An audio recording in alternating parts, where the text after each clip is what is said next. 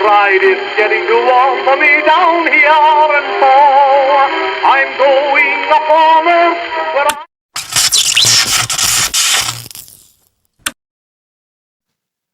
Sobat Urban, kembali lagi di channel Urban Story, segmen obrolan misteri.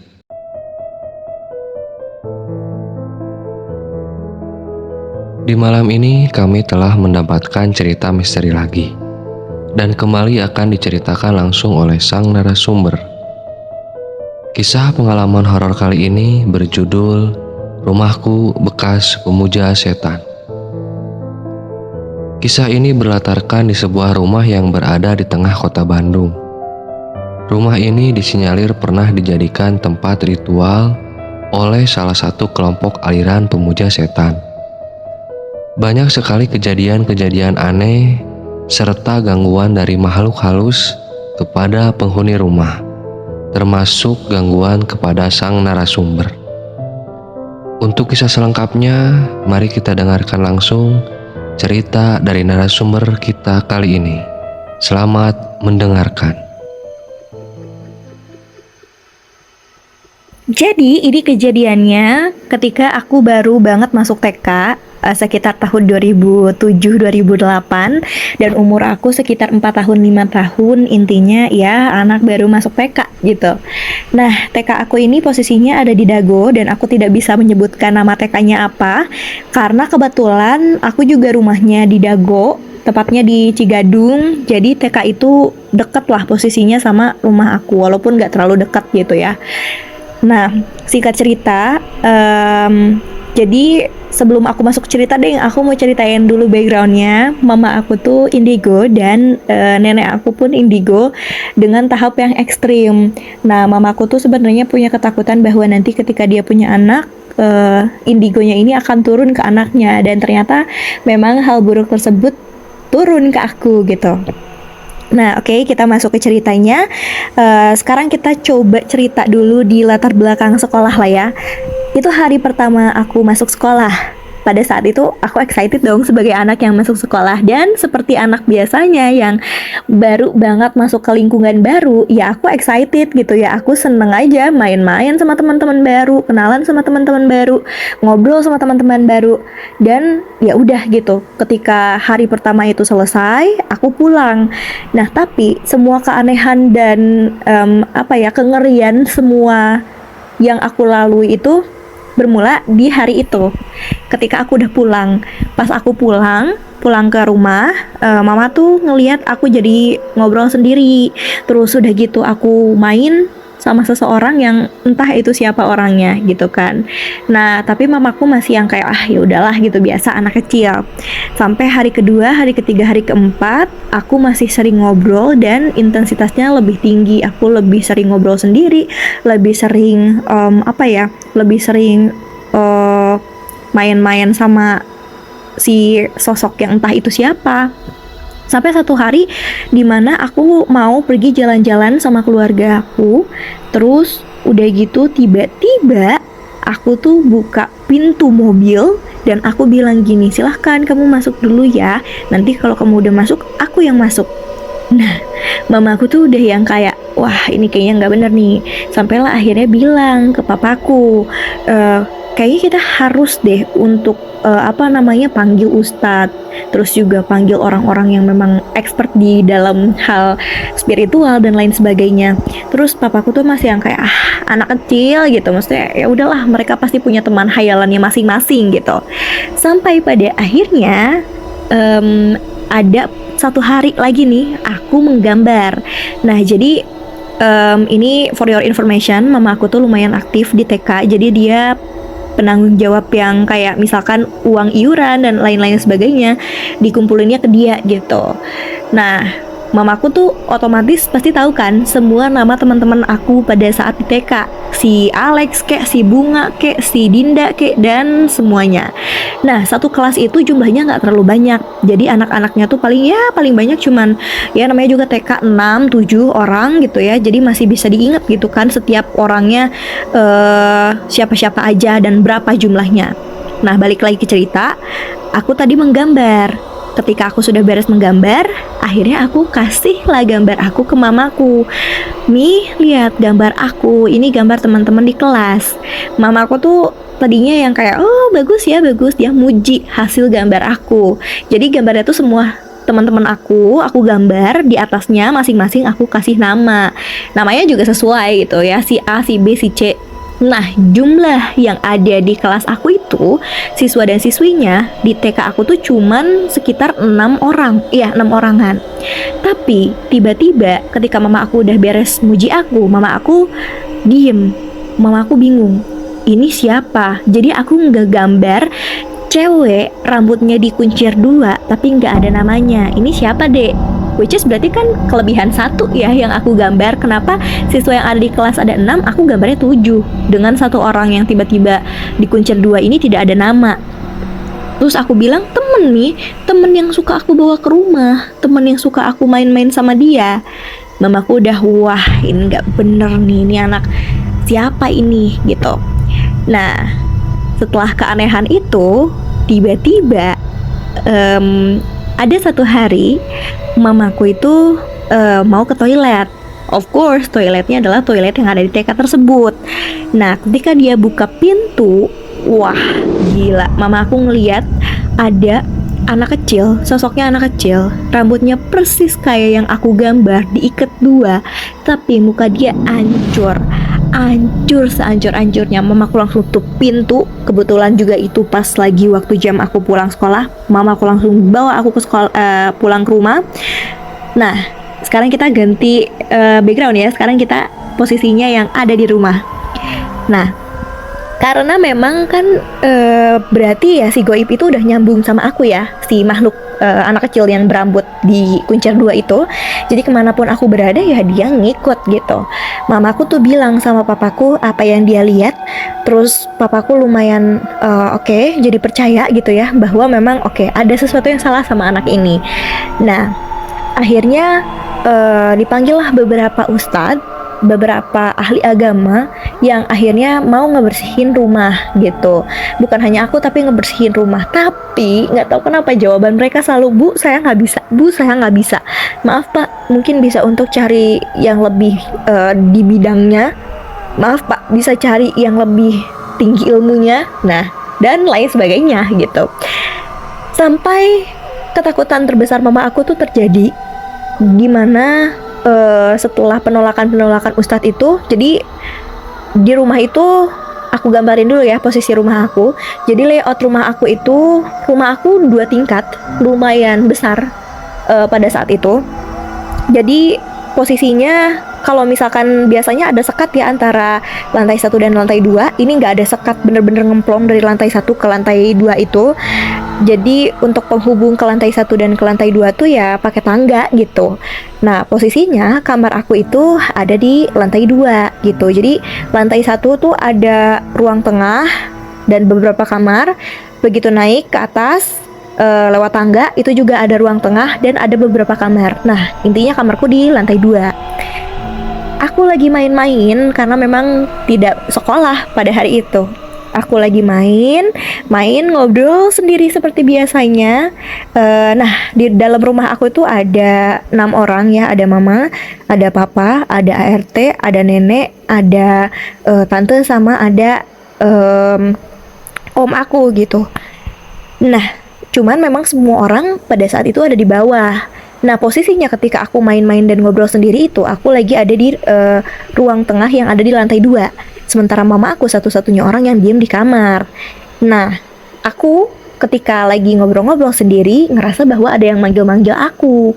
Turunlah aku ke tangga. Jadi kalau misalkan ya seperti tangga yang seperti normal, kan biasanya kalau tangga tuh ya sebelum akhirnya nyampe ke bawah tuh suka ada kotak yang lebih besar daripada biasanya gitu loh. Tahu kan yang kayak buat perbatasan antara tangga yang dari atas ke bawah gitu. Nah, buat beloknya gitu. Nah, aku tuh posisinya di situ. Udah turun tangga karena aku merasa si sumber suaranya ada di situ. Tiba-tiba memang ada si anak kecil itu yang berambut diikat 2 itu. Tiba-tiba aku nggak tahu gimana ceritanya si anak yang diikat 2 itu bisa berubah jadi ular. dia berubah jadi ular dan dia ngikat badan aku sampai aku susah banget buat nafas. Aku di situ langsung teriak, "Mami, mami, tolong, tolong, aku diikat sama ular, aku diikat sama ular, ada ular, tolong." Itu berapa, wah, suara anak kecil gitu kan, ya cempreng gitu, pasti kedengeran ke seluruh penjuru yang ada di ruangan, yang ada di rumah gitu kan. Cuman karena memang posisinya mama aku yang ada di atas, jadi dia yang paling deket ya sama aku, jadi dia turun duluan. Wah, orang-orang yang ada di bawah juga akhirnya semuanya pada ngumpul kan. Cuman orang-orang yang ada di bawah itu mereka nggak ngelihat apapun, mereka cuman ngelihat aku sesek, beneran seseknya, cuman nggak ada apa-apa yang ngikat aku. Cuman satu-satunya orang yang tahu bahwa itu ada ular, itu adalah mama. Karena mama, ya balik lagi tadi, dia indigo gitu, dia bisa ngelihat sesuatu yang nggak bisa dilihat sama orang-orang gitu kan.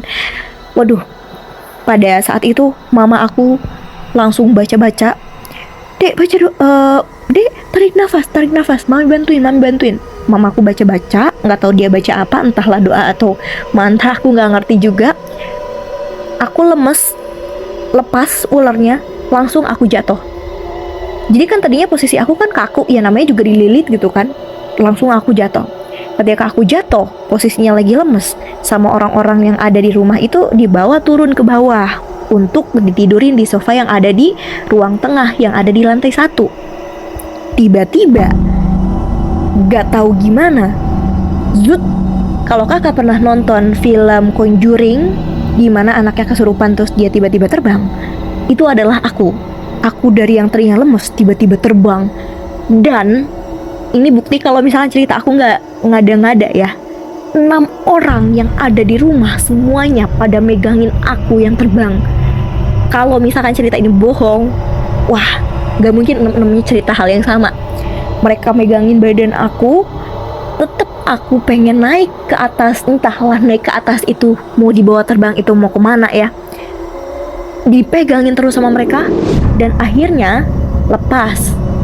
Aku alhamdulillahnya turun, karena memang begitu aku dipegangin sama 6 orang yang ada di rumah itu, ketika aku lagi terbang, mamaku juga sambil, dan juga orang-orang yang lain sambil baca doa dan istighfar gitu. Astagfirullahaladzim, pokoknya dramatis banget lah. Aku jatuh. Nah, tapi satu-satunya orang yang tiba-tiba melongo itu mama. Yang lain ya udah masih fokus sama aku yang jatuh gitu kan. Tapi mama langsung melongo, karena kamu tahu si ular dan juga anak kecil yang berubah wujud itu tiba-tiba berubah wujud lagi jadi sesosok yang besar dan bertaring. Serem banget kata mama aku gitu. Mamaku langsung teriak, "Semua orang yang ada di rumah ini tolong bantu semua pintu, semua jendela tutup semuanya. Tutuplah semua pintu dan juga semua jendela." Karena ya itu balik lagi ya cerita aku yang barusan, bahwa rumah aku lumayan besar, berpencar itu. Jadi yang ada di sebelah aku pada saat itu cuma mama aku. Mama aku masih terus baca-baca doa sambil orang-orang lain masih nutup-nutup pintu dan juga jendela. Mama intinya semuanya ngelingkar, semuanya berdoa di sini. Berdoa aja, doa apapun, tolong berdoa. Mau pakai bahasa Indonesia, mau pakai bahasa Arab, berdoa. Tiba-tiba mamaku bilang udah beres gitu. Terus mamaku minta tolong ke papaku untuk cepet tolong panggilin siapapun ahli agama, tolong panggilin siapapun yang punya kemampuan untuk tutup mata batin anak ini. Akhirnya dipanggil lah sama papaku, kakak ceweknya. Kebetulan kakak ceweknya ini dia punya kenalan, kenalannya masih apa ya, kayak satu keluarga gitu. Jadi dia punya suaminya punya keluarga. Nah itu orangnya. Nah akhirnya di hari itu juga, padahal posisinya si kenalannya ini ada di luar kota, disuruh ke Bandung lah dia jauh-jauh, karena kejadiannya tadi sekitar siangan ya, dia baru datang ya sore gitu. Sore itu juga aku langsung ditindak. Dia bilang gini, tolong sediakan air, tolong sediakan kain untuk mengikat matanya. Beneran aja ada kain, terus juga ada air, terus entahlah apa yang dia lakukan. Si air itu dibacain doa dulu, terus udah gitu dikasih kainnya ke mata akuin, dan entah dia baca-baca apa, udah beres, dia bilang gitu. Ini anak udah ditutup mata batinnya. Ini rumah ada apa, katanya gitu. Mamaku langsung teringat sesuatu. Nah, ini kejadiannya flashback.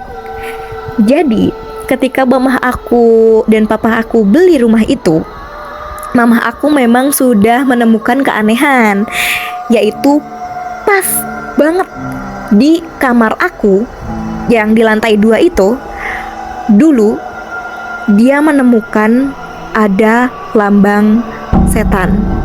Lambang setan tau kan? Lambang bintang bulat.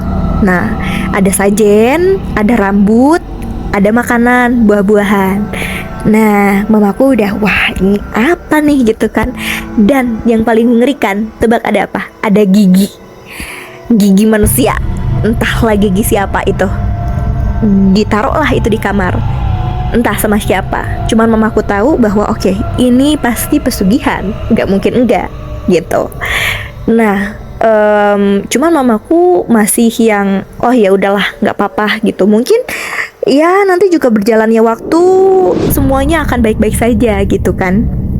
Sampai kita balik lagi ke masa kini, si orang yang nutup mata batin aku bilang, ini ada apa? Rumah ini ada apa?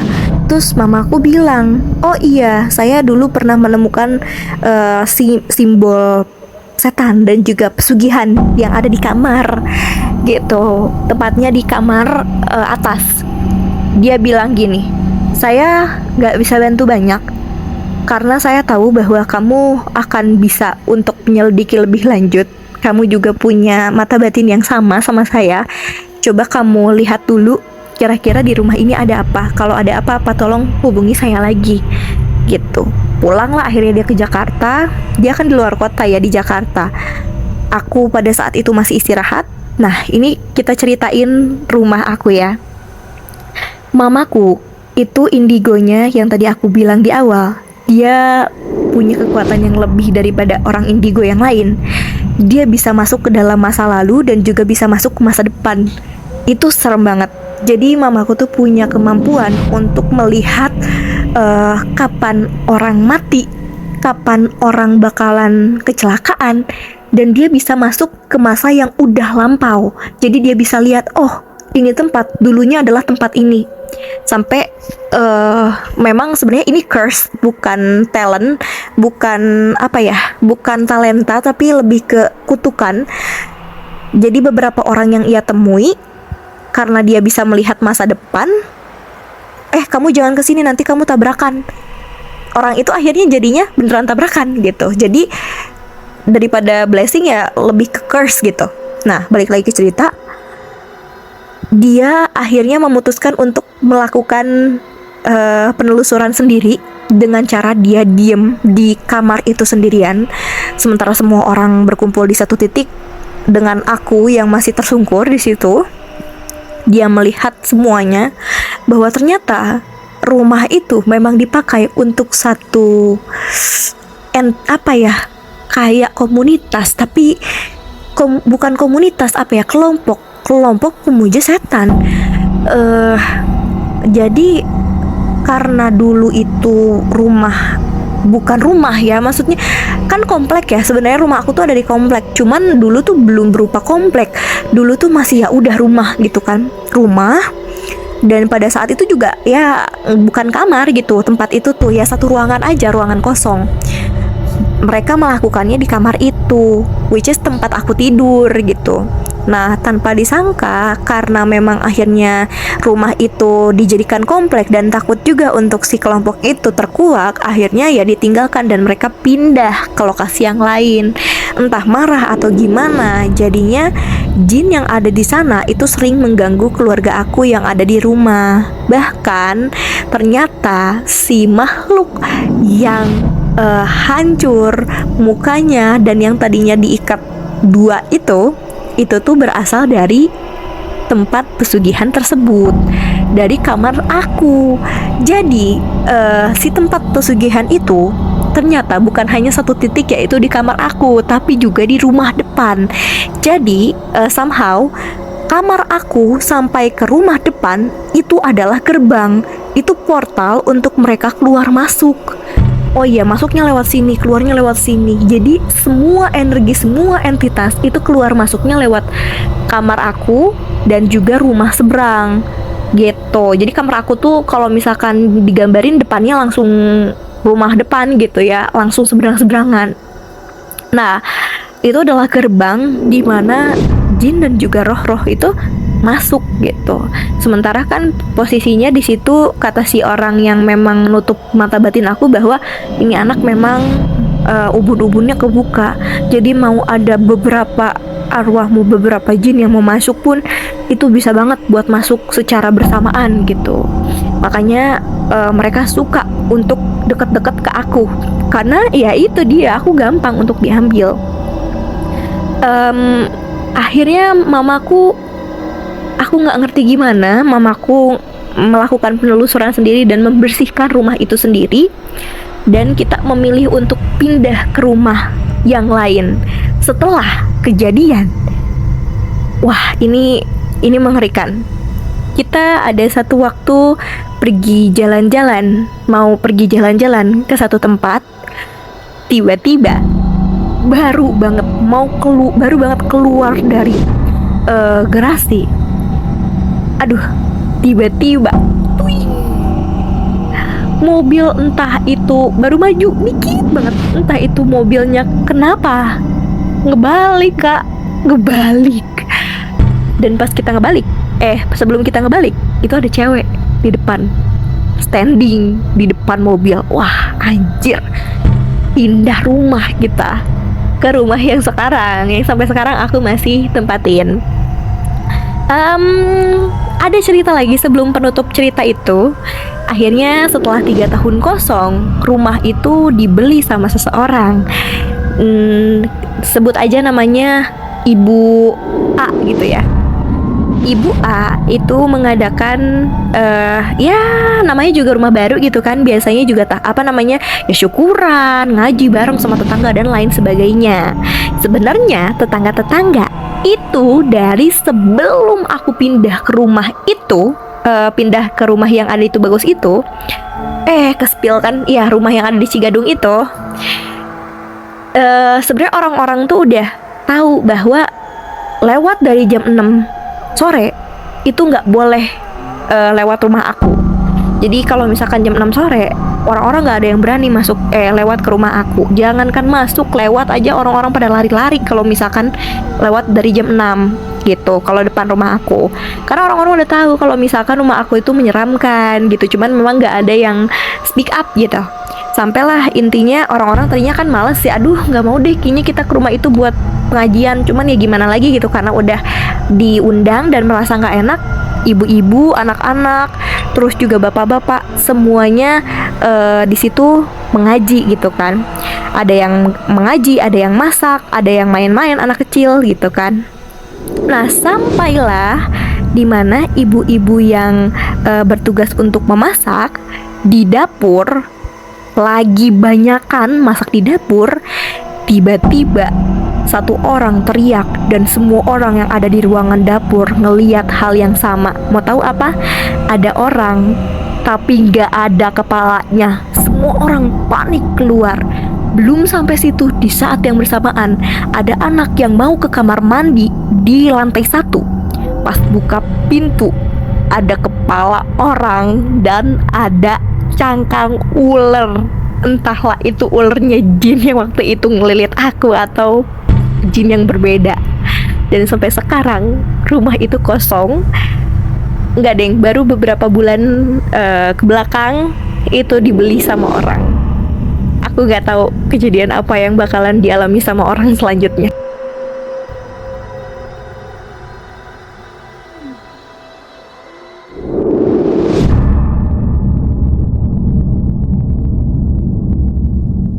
Terima kasih telah mendengarkan podcast misteri kali ini. Terima kasih juga untuk narasumber kita yang sudah bersedia berbagi pengalaman kisah misterinya kepada tim kami. Untuk sobat pendengar semua yang mempunyai kisah misteri dan mau berbagi cerita tersebut, bisa menghubungi langsung lewat DM di akun Instagram Urban Story. atau bisa diklik tautan yang ada di deskripsi akun kita. Sampai berjumpa dan tetap dengerin cerita-cerita horor di channel Urban Story, obrolan misteri.